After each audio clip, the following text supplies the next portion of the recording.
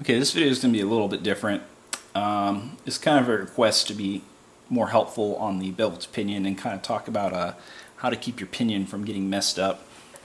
You just want virtual wear is what you want. You don't want any of the teeth messed up. So you can see this is what I would call virtual wear because the teeth don't have any real wear on them. It's just discoloration. So to get the meshing of it, there's two types of meshing, and I guess actually there's three types. The first type is sitting too far under. Second type is sitting straight at it, flush, and I guess the third type would be over tightened when the pinion is pressed too much into the bevel.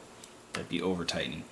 Under would be it's just touching it, and as the pinion turns, it smashes into the teeth of the bevel, leaving marks in your pinion, sometimes pulling these teeth out and making a spiral effect depending on the material too. So having a perfect mesh can affect your teeth slightly more than being barely under. When I say barely under, having that little bit of space without hitting each tooth and having that resistance allows the pinion to just be virtual usage. So you could take this pinion off and put it on another gun, and you just could keep using it, keep using it, keep using it. So I'm going to show basically this way, basically because I don't always have good view from here, and it's really dark, and so it's hard to see what's going on. But if you have a version 3 gearbox without a motor cage, with a motor cage, it's very much easier. What you're going to want is a window with access to the bevel gear to check. You can do this from above if you're really good, but what you're first going to do is do a half shell and get your motor height adjusted. The way your motor height should be adjusted, let's see here if I've got another bevel gear. I do not, but maybe I can go ahead and open this really quick. Okay, so you open this up here, you're going to use this shell right here. And first, when you shim your gun, you want to shim just the bevel to find the amount of height in between both sides of the gearbox. Tighten it down, make sure that you have all the shims and that you have a proper spacing. With the bearings, you want to make sure that there is at least 0.1 millimeter of space. This of course goes with bushings, but with bearings, because it has this inner racing area wall, you can over shim and not tell, and you want to be able to lift up and see the actual gear having space and not the actual part of the bearing moving. So a good trick is to look down into your gearbox and see that there is space, visible space, for the bevel gear or whatever gear you're doing. So this way you don't put pressure on your bearings and blow them out. So you can see here this gun has no issues with bearings. I don't see any bearings issue. I've got 6 bearings. I haven't had an issue with them at all. I'm not sure how many cycles this gun's been through. It's been over a year. So we're going to go ahead and talk about, once you get the shimming down on the bevel gear, you can take it out and adjust it on this side of the shell. And this will give you motor height. So you're going to take your motor and you take the motor cage and you adjust it, tighten it on there, and you should be about right here. Okay. Let's see the best I can show that. You want the bottom of these teeth to match the bottom of these teeth. Okay, so you're going to get right up in there. Now, the way you adjust this is with the motor cage if you have version 3. If you don't have a motor cage, you're going to want to use the lower receiver and the pistol grip. The reason is because you can have a gap right here. Some of the dimensions of the body are off, and I've seen this in G&G and GMP, but what happens is as the pistol grip goes up, there's a gap right here for the gearbox, and it doesn't go up high enough, so like this is too low, and so your pistol grip is down lower, and you know, it creates a height miscalculation for you, so that basically you don't have, you think you have it correct but you don't. So you don't want to ever just use the pistol grip to your version 2 unless you check it to make sure there's no gap issue first to your gearbox.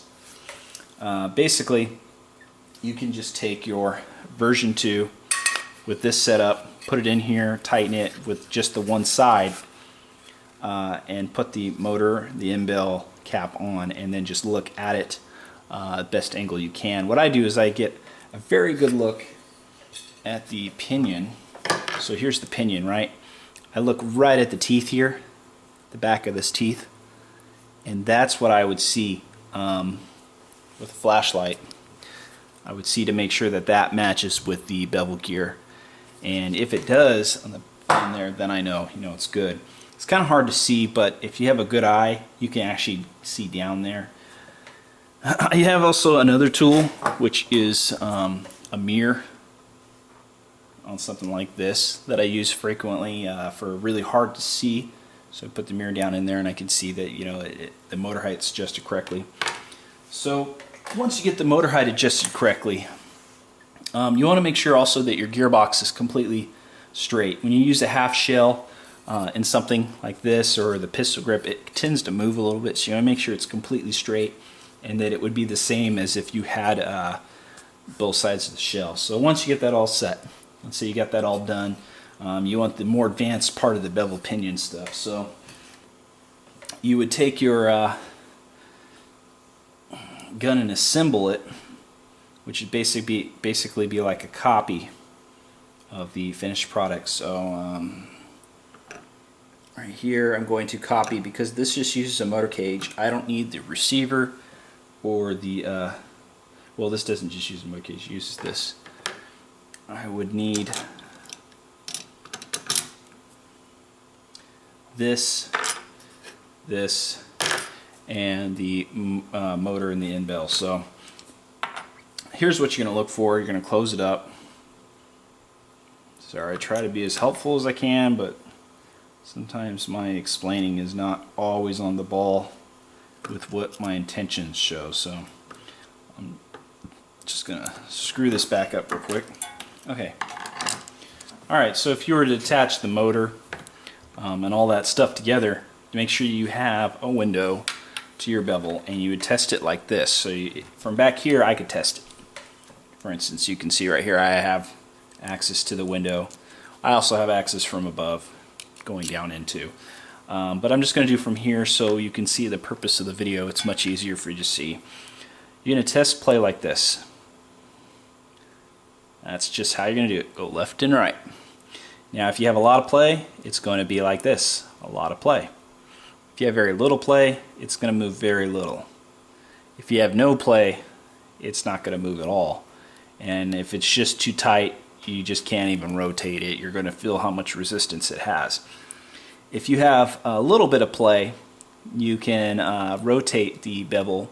What you want to do is get to the edge of the teeth, like so, and rotate over, like that. You don't want to go right in the middle. That's hard to grab. You just want to grab the edge like this, and that allows you to rotate it pretty easily.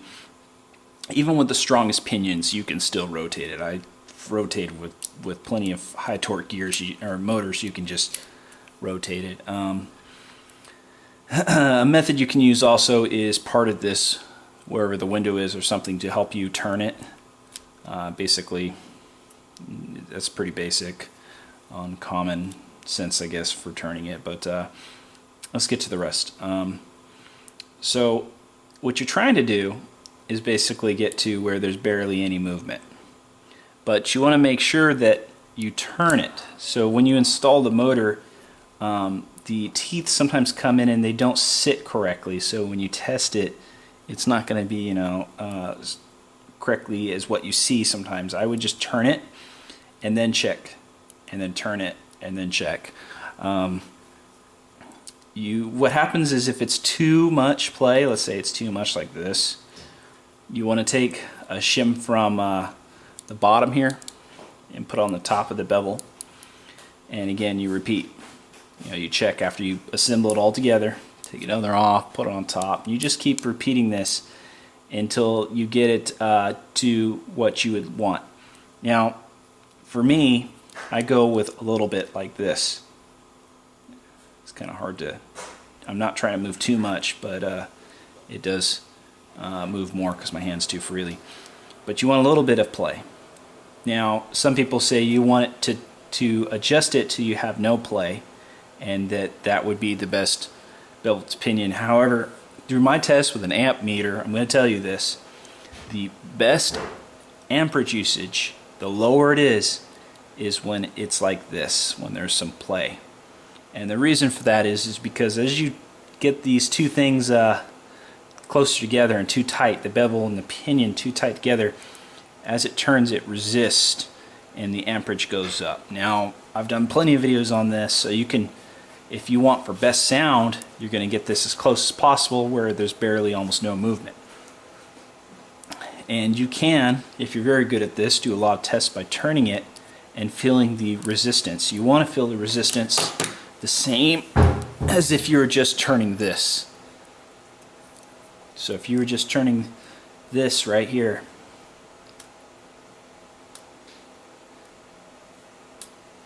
you want to feel that same resistance as turning the bevel gear. Now that might be kind of hard to do when it's this way, but I can still do it. It just depends on how you grab the gear. Take all the other gears out so you can see access to only the bevel. Alright. Now, while you're doing this, do remember that if you have shimmed the other gears, your spur and your sector here, you gotta watch the spur. You don't really need to watch the sector, but unless I guess you mess your spur, need to move it. Once you adjust one gear, you usually have to adjust another one. You want to just check and make sure that there's spacing between the spur and the bevel gear here, that there is a little bit of space so that the gears don't bend together, bind up. There's supposed to be that little bit of space so they turn best as they can. And you also want to make sure that there is the same space for the sector. So if for some reason this needs to go down and it's coming into the spur, then the spur needs to go down if it can. And if for instance this goes up real high and you want to have this higher to get more teeth mesh because your teeth mesh is not very good, then if you adjust the spur, you got to check your sector. So you got to keep eye on all three of these if you move this one and then this one. But basically, like I've already said, you want to get this to the point that it moves the little bitest amount. When you get really close, let's say you put one on there and you can barely feel the left and right, and you put another 0.1 on from the bottom to the top, and it makes it too tight. What you can do is adjust the motor with like a half a turn down, and if you can feel the movement left to right, then you know that that mesh between the teeth, I don't know how to best explain this, it gets closer. In some cases what people do is they adjust the motor. I'm sure that they don't move the motor after that, and so when you try to get the teeth as close as possible and you're checking like this, left to right movement, it can never get closer because they never adjust the motor afterwards. The thing is the space in between the bevel and the pinion is sometimes so small that you cannot get it with the shims. You have to get it by adjusting the motor down a little bit and then move the shims on the top again to push the bevel down more, and you'll get your perfect flat line. However, like I said, for me, I don't go for a perfect flat line because that will help out with the noise, but as far as play in here, you want to make sure that there's enough that it won't affect your pinion. And you still, no matter what you do, if you put it the correct way and you've got just a tiny bit of play, it's not going to make the gun shoot faster. As long as the teeth get up in here close enough, it's not going to affect your overall performance other than noise. The lower it is, the more noise you're going to have. The higher you put it till it's about mesh, the less noise you're going to have. But again, you know, which do you prefer is up to you. Hopefully this video is helpful, and if anyone else needs some help with it, go ahead and ask me. I think that was pretty clear.